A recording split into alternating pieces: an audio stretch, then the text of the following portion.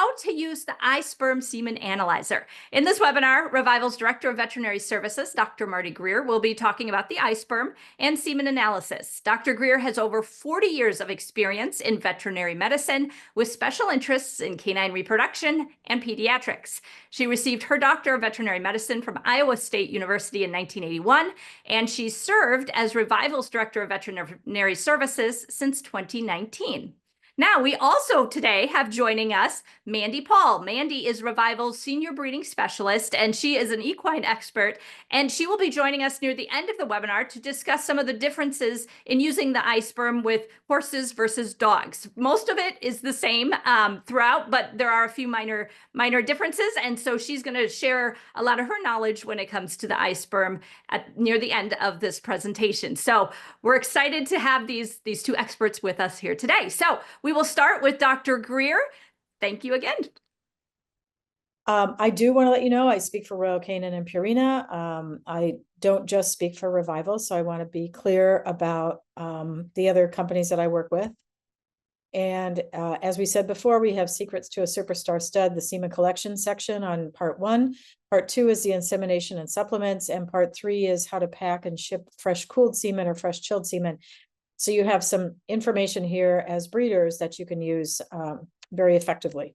So this is about building a better stud dog, or in the case of Mandy, a better horse. So semen collection, we've already talked about. We do this frequently in our practice. This is a Labrador that the owner and Trish and I are collecting. So just gives you an idea of that. When we do collect semen, we try to collect only the first and second fractions. The first fraction tends to be clear with prostatic fluid. The second fraction is called the sperm-rich fraction, SRF. That's where the good stuff is. That's where the semen is. That's the cloudy part that actually contains the sperm. And then once you get toward the end of the collection, it starts to run clear again as the prostatic fluid becomes the dominant fluid. This is a clear sleeve that we typically use in our practice. I've got it held up against a clipboard just so that you can see the color of it. And so we'll slide this onto the dog's penis at the beginning of the collection. As soon as fraction 2 is done and we start to see it run clear, I'll pull it off and let the dog continue to ejaculate onto the floor because it's just prostatic fluid. I have clients that are like, oh my gosh, you're missing it. No, that's not anything that's going to be helpful to us. And in fact, if we have too much volume, we'll have to centrifuge it anyway. So I typically only collect fraction 1 and 2. It's hard to only collect 2 because if you don't get the sleeve on at the beginning of the first fraction, unfortunately, sometimes you'll miss portions of that. So there are 6 parts to the semen analysis, 6 parameters. Number 1 is volume, or the amount that the dog collects. Number 2 is the appearance to the naked eye. Number 3 is the sperm count itself, how many sperm are in the total ejaculate. Number 4 is morphology. That's the shape and size of the sperm. Number 5 is motility. That's how it swims. It's not mobility, it's motility. And number 6 is longevity. How long does the semen stay alive if it's in extender and refrigerated after it's collected? The reason we really focus on male fertility is it's easy to assess male fertility. Female fertility, seeing what our ovaries are doing, seeing if the oviducts are blocked, all those things are almost impossible for us to do in veterinary medicine. So we're really left with male fertility as our best way to manage fertility issues. So when we look at these and break them down, volume and appearance are going to be I made them green. They're to the naked eye. What does it look like to you? Number 3 and 5, the sperm count and the motility, is going to be done by the iSperm. And then number 4, morphology, and number 6, you can do more with the iSperm, but that's not the primary way that we use it, but it can be used in those applications.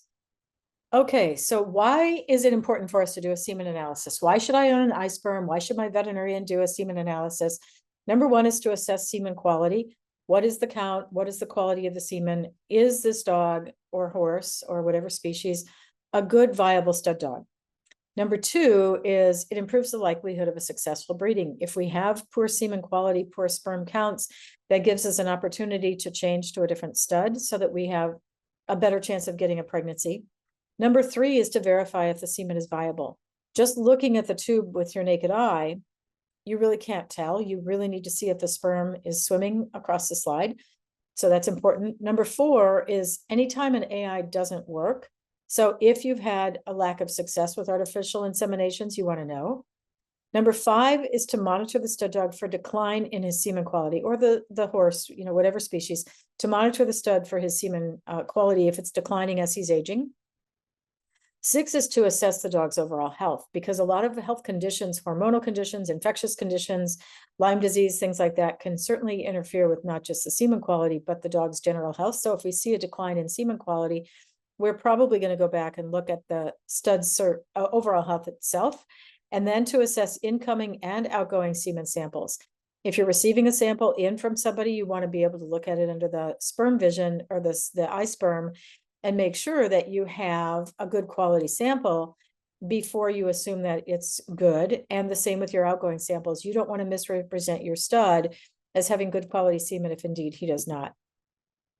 So the items that you need to have on hand, if you're going to do a semen analysis, a complete semen analysis, including a sperm count, will of course be the iSperm, a collection sleeve, parafilm to put over the top of the tube, an AI pipette to handle the semen with, a tube to collect the semen into, a centrifuge so you can control the volume of the collection that you're using, a syringe that is semen safe, in other words, one that doesn't have black latex in it, potentially a microscope. You can use the iSperm for some of the things you can do with a microscope, but the microscope can do other things as well. A stain kit if you want to look at a stain sample under the microscope, a slide warmer, and of course, microscope slides, cover slips, and then semen extender.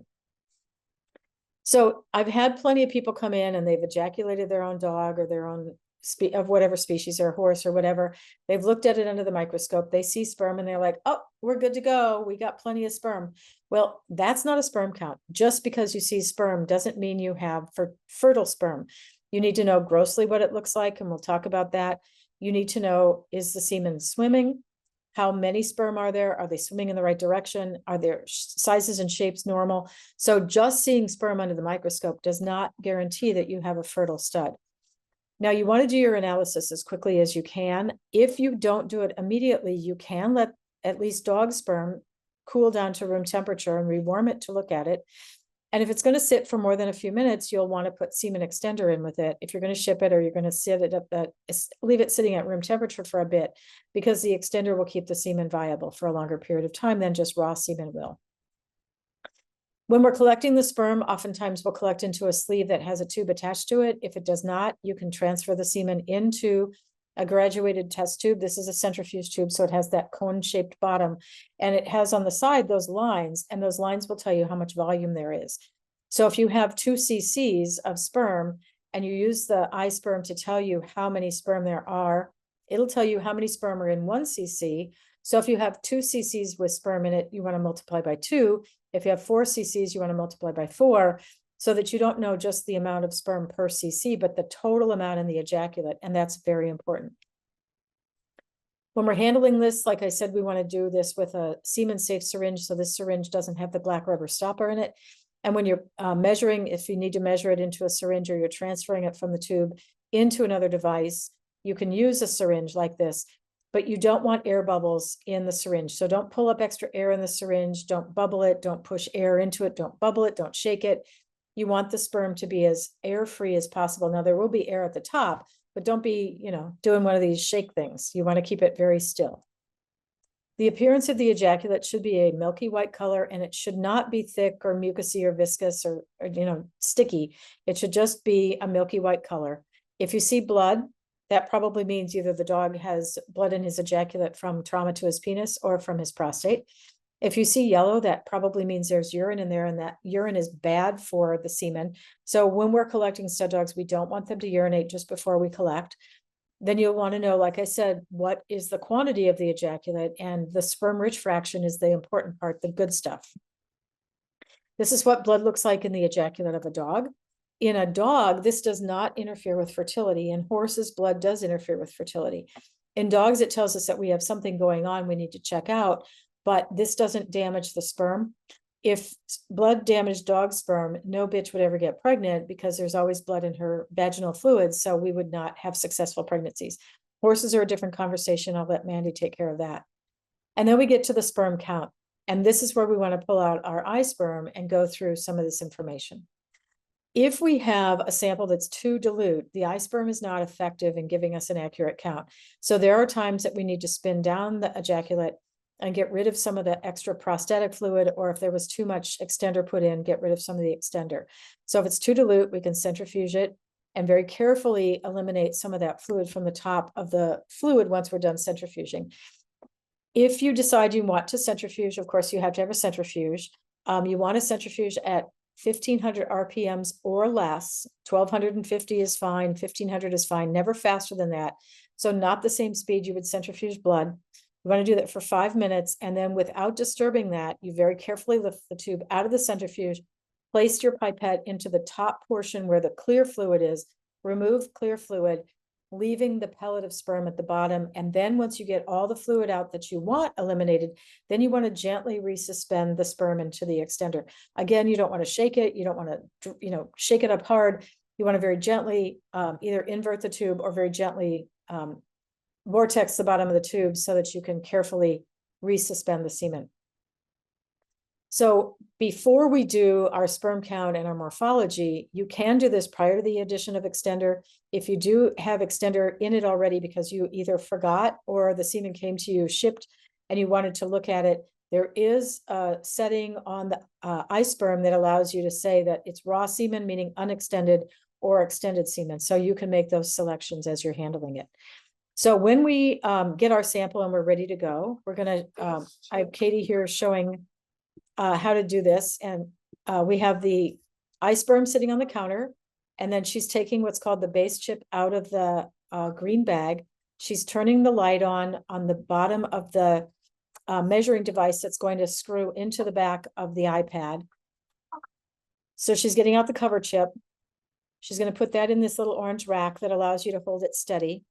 And then she's going to use her pipette that takes a very precise 7.5, a very precise amount of sperm out of our sample that has been adequately mixed. She's going to aspirate that. She's going to put it onto the base chip very carefully, and it's going to make a little bubble, no air in it, but a little bubble of semen on top of the base chip. Then she's going to turn that upside down, and it's going to snap into that other little plastic device that she had placed in the orange. You'll hear it snap. There you go. There's the snap.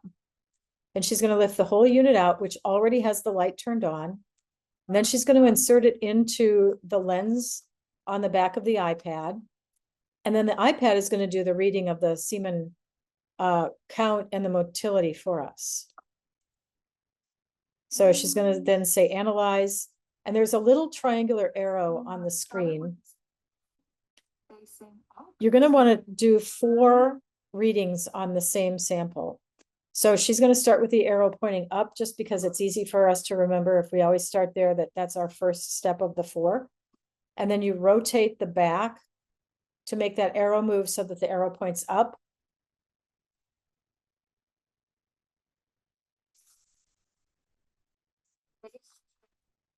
So here, we'll just repeat that portion where she puts this in,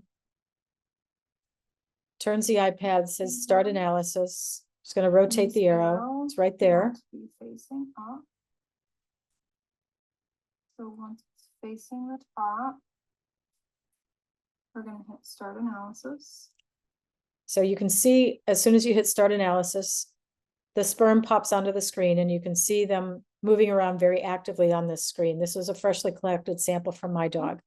We do step 1. So we do the analysis 4 times. Step 1, then we rotate the arrow from pointing up at 12 o'clock to 3 o'clock. Do the second analysis. So you're going to do it 4 times. So step 2 is with the arrow pointing at 3 o'clock. Again, there's the sperm. It's calculating the motility and the count. Then she rotates it again. So now the arrow points down like it's pointing to 6 o'clock.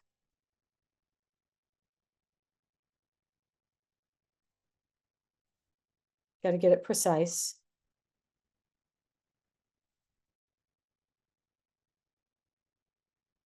So this is step 3 of the analysis. Again, you can still see the sperm actively swimming. And then she's going to point the arrow to 9 o'clock.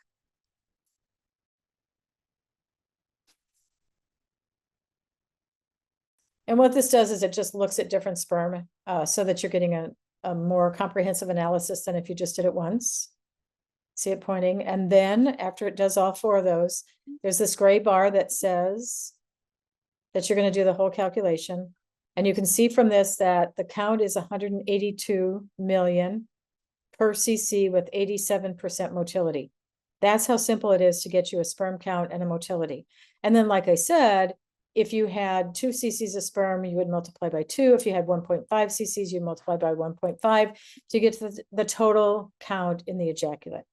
Very simple to use, really easy. And then you just can enter the dog's information, and then those reports are saved in the database. So you can go back later on and pull up that stud dog's report or the stud's report and see how it looks from that. So this is what the report looks like on the screen. And it does indicate, again, 174 million, 86% motility. So it gives you an idea of that. And then this is your screen again. So she's putting in the name of the patient, the name of the owner. So I'm the owner. She's putting my name. The dog's name is Jens. And then we have this in the database. So again, if we want to go through this all in one step, this is Becca doing it. Same semen, different experience. So the little device comes out of the base chip bag, the green bag. She puts the other chip into the orange holder. So she's taking that one out. There are 2 different devices that you put in to make this work. Again, the sample has been evenly mixed.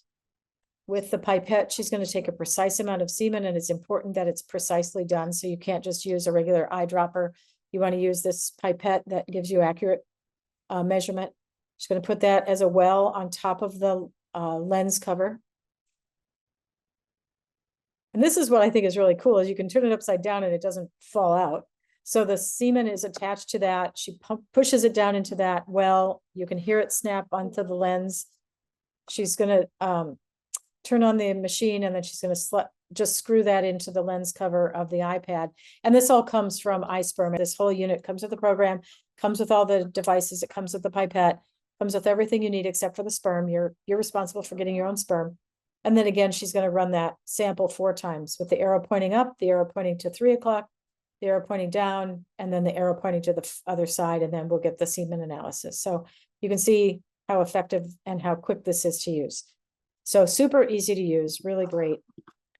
Now, by comparison, I have a sperm vision in my practice that's made by Minitube. The iSperm costs 10% of the cost of the sperm vision. The sperm vision runs between $30,000 and $50,000 to basically do the same thing as what the iSperm can do for us. So this is just Katie running through the sperm vision. So to illustrate just how easy this is, last year I was in South Dakota and I demonstrated this with my dog's sperm. Again, my dog is always willing to give us a collection sample. And this young lady who is 8 years old, she's 9 now, was in the audience, and she and her mother came up to the front after we got done with the demo, and she said, I want to try it. I want to try it. I'm like, great, go ahead. So we handed this over to her. She had seen us do this one time. She saw how it worked. Her mother came over with her, and you can see her mom move through the background here in just a second because she's taking video while I'm taking video of the front of the kid. She's taking video of the back of her daughter. So she gets this all ready to go. And in 90 seconds, a little girl who's 8 years old that saw this once figured out how to do it. Snaps it on, puts it into the back of the iPad,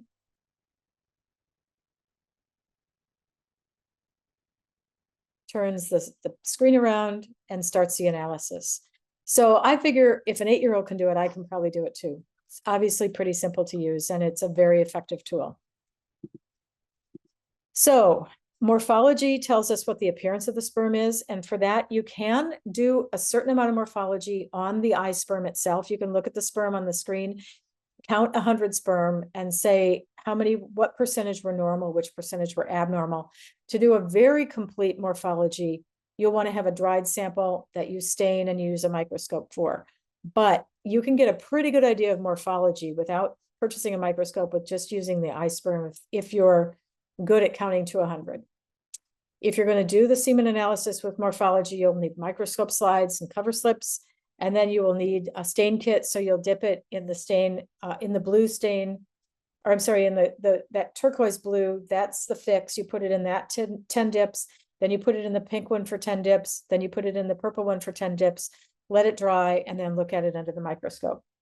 Normal sperm morphology, no matter what species it is, should have an acrosome, which is the little red item on the top here. It's got enzymes in it. That's the cap of the sperm that allows the sperm to penetrate into the zona pellucida of the egg. Then the nucleus, or the head of the sperm, is the major part. Then there's a neck or a small mid piece, and then a tail. So the sperm should all basically look like this, and they should all look alike. Under a microscope, without any stain or any special preparation, you should be able to see the sperm, and you should see them swimming. If you look at them stained, this slide here, we'll go through one at a time. The slide here has a proximal droplet, which either means that the dog was recently ejaculated, or he's an older dog and starting to have senility changes in his testicles, and it's going to interfere with the ability of the sperm to be normal. So if you start to see proximal droplets in a dog that you're actively using for breeding, you want to check that out with your veterinarian. If you see a detached head or a detached tail, that tells you that there's some kind of damage, either genetic or possibly thermal damage, too hot, too cold. The dog sat on hot asphalt. The dog was used under a blow dryer too much. The dog was out in the snow and got frostbite. And then if we see these curled tails, those are secondary defects. The first two defects that I showed you are primary defects. Those tell us that the semen quality is not going to be good for fertility. This third one tells us that this sperm isn't going to swim as well, but if it gets to the egg, it's probably still going to be able to penetrate the egg and produce a fertile pregnancy. So we worry less about tail defects than head defects. So we have major defects and minor defects, depending on where we see the defect. So this is a nice video showing on the TV screen in my office what sperm should look like when we freshly collect it and put it up on the screen. So it gives you a pretty good idea that you should see that much activity under the microscope, and it should be fairly densely packed. We want to score the motility. Like I said, it's not mobility, it's motility. We want to score it on how fast the semen is swimming. Now, if it's too tightly packed, if this sample is too concentrated, you'll need to dilute it out with some warmed extender to give the sperm enough room to swim. If they're too crowded, they're not going to be able to swim effectively across the screen. But sluggish, slow-moving sperm, if they're warm, are going to be rated as a P1. That's going to be speed of progression of a 1. If they're swimming really fast across the screen, that's a P5. And then somewhere in the middle is what we're going to see, P2, P3, P4. It just kind of gives you a way to score the speed at which the semen is swimming, just as a comparison for other samples. Now, I was driving home from work one day. This is building at the exit that I get off on the highway to go to my house. And I stopped there for a second and I pulled out my camera because I thought the cloud looked pretty much like a sperm. So what I thought was most interesting about it is it's going the wrong way. The sperm is going to the right. The sign says to go to the left. I thought it was kind of fun. So we just threw it in the slide presentation today. All right. So again, this is what normal sperm should look like under the microscope. You should see it moving progressively in one direction. It should be moving fairly quickly if it's warm. If it's cooled, if it's gotten too cool, you can warm it up on a heating pad as long as you don't dry it out. You can put it on your wrist for a few seconds and just warm it. But if the sperm isn't warm, it's not going to swim effectively. So first thing you're going to do if the sperm isn't swimming well is to warm it and then look at it again. So that's what normal, rapidly moving sperm should look like. If, on the other hand, we see semen that looks like this, you can see there's a smaller number. There's a lot of bent tails. You can see like 80% of them are bent. Some of them look like they've got two heads. They're swimming in the wrong direction. They're not swimming at all. This is not a quality semen sample. This is going to be a sample that your iSperm is going to tell you is maybe 70% abnormal. Maybe that's even generous. Maybe it's 80% abnormal. This is not a nice, healthy looking semen sample. And that's what the difference is between looking at it with the iSperm, getting motility, getting a count, getting a look at it, versus just looking at it under the microscope, or even worse, just looking at it with your naked eye with no magnification. So longevity is the sixth thing that we want to measure, and that's how long does the semen last once it's ejaculated from the patient. So if we add extender, we carry a couple of different kinds at Revival. We carry kidney with antibiotics. We carry kidney without antibiotics. We'll put extender in it if we're going to ship the semen or if we're going to use it at a delayed period of time. The extender has in it some protectants for cold. It has some energy to keep the sperm swimming. It has antibiotics in it. So all these extenders are very effective at helping the sperm to survive longer once it's been ejaculated until you can do your breeding. So if you're going to ship semen, it works really well. They make a number of different kinds. This one is milk-based, some are egg-based. There's some without either of those in it. They're all good, and most dogs will do fine in any extender. But we have a few dogs that have low fertility, and they do better in one extender than another. So if you have a dog with marginal fertility and you really want to boost him, you might want to get 2 or 3 different kinds of extenders and see which one seems to be most effective for him. So, like I said, if you have a chilled sample, you want to warm it up a little bit and just make sure that it looks okay. And then to do the math, we basically take what the iSperm told us, where's the number of sperm per cc. So if it's 187, we had 2 cc's, we multiply it by 2. And then if we have 70% normal, we multiply it by 70%, and that's going to give us the total number of progressively motile normal sperm in the sample. So multiply, and that's going to give you the number. Now, typically in the dog, we should expect to see about 10 times their body weight in pounds. So a 10-pound dog should have 100 million sperm. A 50-pound dog should have 500 million or half a billion. A 100-pound dog should have a billion or a billion or a lot. And except bulldogs. Bulldogs are sort of the exception. Bulldogs like to have a billion, even though they're 50 or 60 pounds. So if you want to assess the longevity in extender, you want to just warm the sample back up 24 hours and 48 hours after you've collected it. You want to check the motility and see if it's still swimming, and that will tell you how long the sperm is going to last if you're shipping semen. So again, if you're going to do some of the more advanced morphology, you're going to need to have a microscope, cover slip, slides, and stain to get that all done. And then we have our iSperm analyzer. Blood in the ejaculate, again, if you do have blood in the ejaculate, you want to add saline or some kind of extender. Centrifuge to get rid of the blood as quickly as you can. And then if you did collect a sample with blood in it, don't ship it to the recipient if you're going to be shipping without calling him and telling him first. So longevity is easy to assess by just warming one drop of the sample and checking it. And as soon as you get extended semen in, if you're using chilled semen, you don't have to warm up the entire sample, just evaluate 1 drop of it for motility by warming up the 1 drop. The female does a great job of warming the semen to her body temperature, so we don't have to warm the entire sample. So if you're going to do that, just remove the semen from the tube, mix it gently. Like I said, don't shake it, put 1 drop on a slide and take a look at it under the microscope. Very simple to do, just a quick look. I do want to introduce our next speaker. Mandy Paul is, as I mentioned, Revival's senior breeding specialist, and she is an equine expert, and she has worked with the iSperm for years. So she has a lot of great insight here to share with us as well. So I'm going to pass it over to Mandy at this time.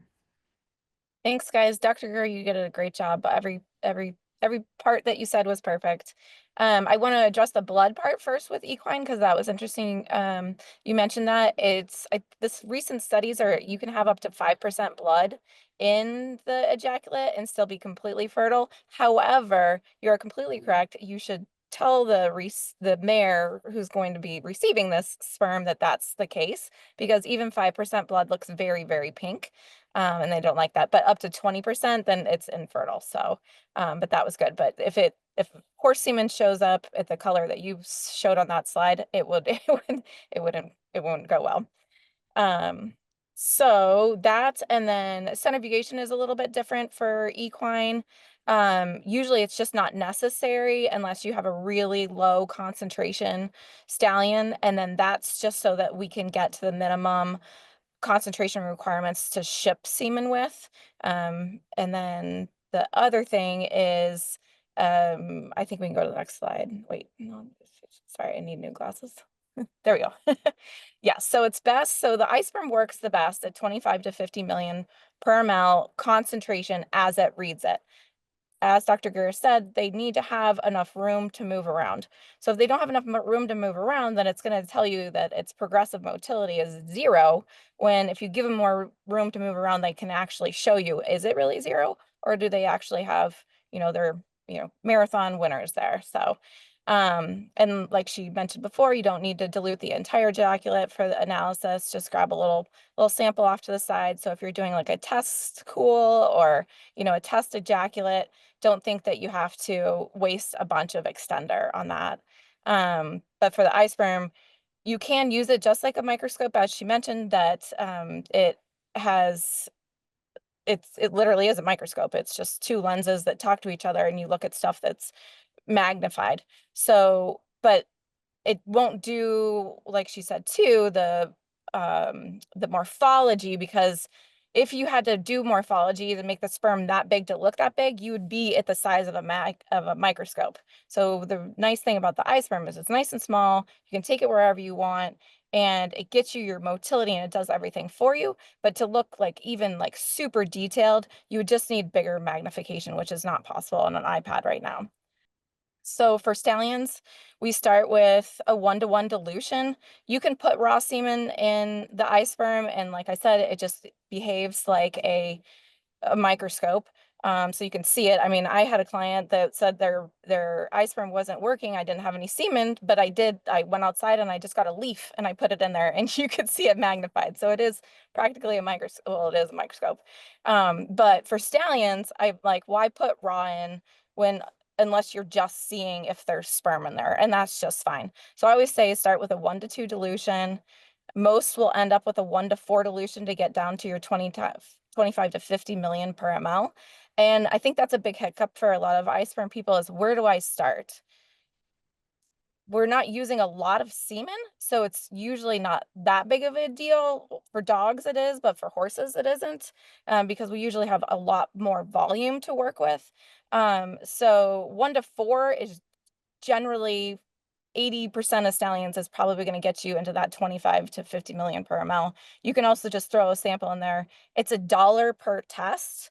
So, you know, it's just not that expensive. So that's where we start with that. So I just say dilute it out, and you can even use lactated ringers, just to get it diluted. Obviously you wouldn't want to inseminate with that.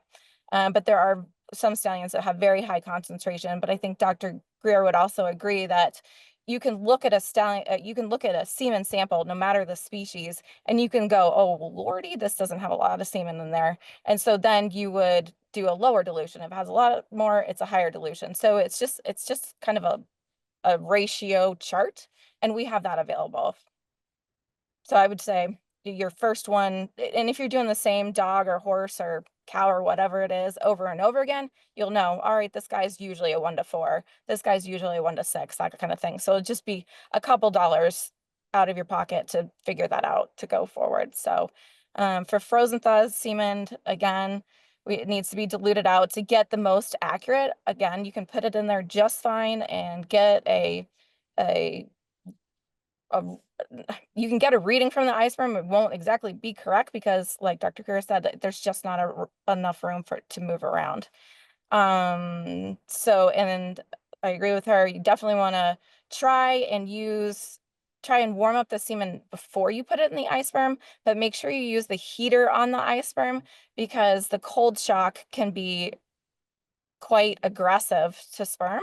They will get real cold real fast and then warm up real fast with just a few degrees in temperature. So you want to make sure you want to use the iSperm heater for that. And then, and the nice thing about horse semen is if it's shipped to you, hopefully it's in that 25 to 50 million per ml. And then it's just easy. You just throw it in, you warm it up, and then you turn on the heater and you throw it in the iSperm and you get those results, which is really nice for the mare end of side things. I really was hoping that it has caught on that the mare owners now have their own really accurate way of saying, hey, the semen doesn't look good, like we need to talk.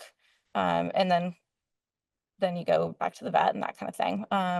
But this is a nice slide here where it shows how you can draw the sperm tracks on the iSperm. So it mimics the bigger CASA machines,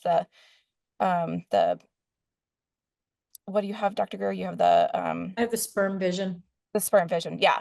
So Good. it will do the same thing. So you can see it's saying these red dots here are dead cells, but it's counting sperm cell head shapes. So that's what's important too, of having the different species, because different species have different sperm head shapes. And so this is saying what's progressive and what's not. And it's important that you understand that progressive motility is not just how it's tracking forward, but how fast it's tracking forward as well. Well, thank you so much, Mandy. Great information to add on to what Dr. Greer said as well. I do want to clarify one thing. When you mentioned the iSperm, you do have to buy the iPad separately. Yeah. That is a separate purchase from the iSperm itself, but all those other tools do come with it. But the iPad itself does have to be purchased separately at there. So we do Oh, have. wait, sorry, one more thing. Yes. You have the best US help here for the iSperm. So if you get stuck and anything happens, generally available 7 days a week, whatever you need, how you want to set it up, how you want to use it. We'll spend hours with you of just whatever you need. So it's really nice to have that kind of US help. It is. It's a lot of great resources there for help there. So perfect. Well, thank you both for joining us today. I know we do have a few questions. Our first question here is from Roberto. He says, if I use semen extender on an AI with the dogs one next to the other, will that semen last longer inside of her and be helpful? Yes, and we usually do add some kind of extender to the collection when we do fresh breedings. Most dogs do have an improvement in fertility with that product added to it. So yes, we routinely do that. Okay. Somebody's wondering, will the machine tell me if semen has 2 heads and no tail, or 2 heads or any defect? Well, two things will happen. One is it's going to have abnormal motility. So it is going to reflect that in the percentage of abnormal sperm. And the other is you'll be able to see those on the screen. The magnification is such that you can see those sperm. And what I'm going to say to you is that if you're a veterinarian, if you're currently going to a veterinarian with your horse, with your dog, with whatever species you have, and they can't give you a sperm count of this quality, that you should really look hard at purchasing this equipment. It's very affordable for a breeder who's doing any kind of volume at all, especially if you're shipping semen. If you do 2 shipped semen collections outgoing, you've probably just gotten enough for stub fee services to purchase an iSperm. So Mandy, do you want to address anything else with the morphology? Yeah, it doesn't, obviously motility and not concentration, but motility and progressive motility can correlate into abnormalities, but it won't actually tell you abnormal. But you can do, I don't think we did it in the video, but you can hit the little eyeball on it and you can go up to a 200x. So you can see like the individual sperms, just not as clear as you can on a $3,000 microscope, that kind of thing. So, but it does do the motility and all that very accurately compared to the bigger cost machines. Right. So typically a 2-headed sperm or a sperm with abnormal morphology is not going to have the same motility that you'll get. So it'll be reflected. It's not a direct correlation, but it'll be reflected in that change in motility. Okay. Heather is wondering, can you use the warm lactated ringers to dilute a small portion of raw collection just for the purpose of analysis?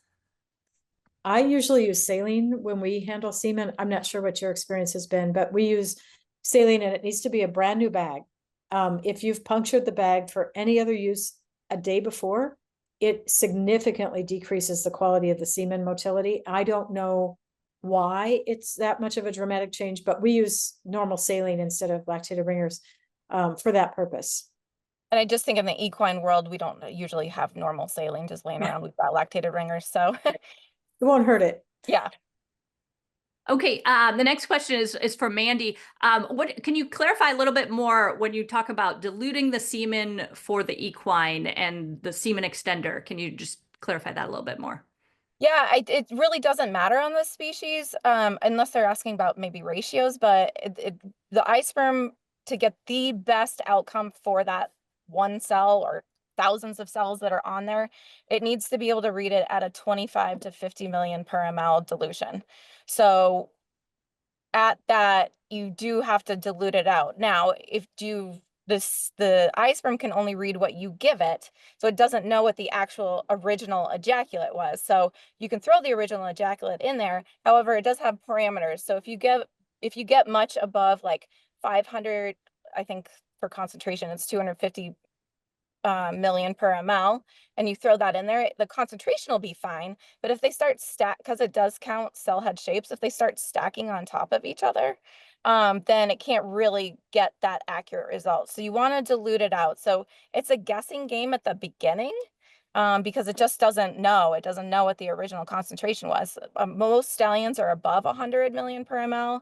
So that's generally is fine to do the 1 to 2. So it's really just you throw it in there, you know, you're going to be wasting maybe $2 or $3, and then you'll know, but you don't have to do that every time. Once you use it more and more and you get educated, like, okay, this is coming out of the stallion looking like this. And once you start diluting something down, you go from 100 million and that's a 1, and then you do a 1 to 2. Well, now you're down to 50 million. And then you go down and now it's just a little bit more. It's just a law of ratios, which really made me go back to high school math. But basically you just use the base chip and the other chip once. If your sample is too concentrated, you throw that base chip away, you get a new base chip out, do a second one, do a third one until you get your dilution right. And after you've done a few, just by eyeballing it, you'll be able to say, okay, 1 to 2 dilution is not enough. This is much too concentrated. I'm just going to jump right to a 1 to 4 or 1 to 8 dilution. And then you just do your math accordingly. It's just simple mathematic multiplication. It's not complicated. But if you have questions, call. If you can't figure out the math, call. We Yeah. do have charts if anybody wants a chart, I can send them that. Okay. We do. I think let's talk a little bit more about that iPad that people need to get, you know, in order to, what type of iPad is it? And where do you get the apps for the different species? How does that work? It has to be an iPad mini right now. And a lot of people have questions that, okay, what happens if something happens to my iPad, or what happens if, you know, like that app becomes obsolete or things like that. That happens all the time, right? With our iPads or our iPhones or that kind of all of our electronics. So the good news is we've already been from the iPad 3, 4, 5, 6. Now we're moving on to the 7, which should be out in November. So Apple has been so nice to just move over the camera like 1/8 of an inch, and then we have to retool the back of it. But if anything happens to your iPad, you got to get a new iPad, but we'll have the back of it, which is about $150 to replace. So if you want to upgrade your iSperm in the future, you don't have to spend another $2,300. You can just spend $150. You will have to purchase the iPad, but then it's your iPad, and it doesn't have to be just for the iSperm. You can use it for just like whatever else you want too. So does that answer that? Yeah. Sorry. Yes, it does. And then as far as the apps, many of those are available in the Apple Store, correct? They're all in the Apple Store. You just have to make sure you download the apps for the iPad that you have. So if it'll say iSperm 6 if you have the iPad 6. It'll be iSperm 5 if you have the iSperm 5. It'll iSperm 4. But all of the updates are free. There's probably been like 25 or 30 updates in the past 3 or 4 years on each parts of it. The apps get better and better every day. Note sections have been added, all kinds of stuff. The algorithms gets better with the lens of the iPad too as well. So don't fear, it'll be yours forever unless you break your iPad, and then you got to get yourself a new one. Right. And each species has its own app, correct? Like Correct. Each depending species what has its own app. species. And so you just go to the App Store and download that species and enter your serial number if you wanted to use a different one. Let's say you went from horses to dogs or wanted to do both or something like that. Okay. We have another question for both equine and canine. Does the iSperm do any of the concentration math if you start with a raw sample? If you start with a raw sample, it'll give you the concentration, the math to dilute it out, and how to maybe ship the semen. That it'll do for you as well. So you just tell it, all right, I want this many million per ml to ship out. I have this total volume to begin with. I think we might have lost Mandy there. She froze up. So Froze up. basically you just go into it and it'll help you do the calculations. And if you have any questions, you can certainly get a hold of Revival, or you can get a hold of Mandy. Just a reminder, the Learning Center is free. We have articles, videos, webinars, all sorts of information, over 400 pieces of information in the Learning Center. So please check that out. See what can help you. If you have additional questions, make sure to check that out. It's a great free resource there for you. And if you haven't already, I encourage you to sign up for Revival text messages so you can get money-saving offers, promotions, webinar information, notifications when we have upcoming webinars. So text Revival to 23551 if you don't already get our text messages, because they really, a lot of great information right to your phone delivered there. And again, remind us if you don't already, or reminding to you if you don't already, like and follow us on Revival Animal Health, Facebook and Instagram and YouTube. Again, a great way to watch these webinars, find out about upcoming things such as webinars or promotions we're having and sales we're having. So make sure to follow us there. Again, thank you all for joining us today. Thank you, Dr. Greer and Mandy Paul, for joining us today as well. I'm Shelley Hexum. I'm the content manager at Revival, and we hope you have a great rest of your day. Thanks for joining us, everybody. Hi, if you're watching on YouTube, consider subscribing to the Revival Animal Health YouTube channel, and don't miss our other pet health videos.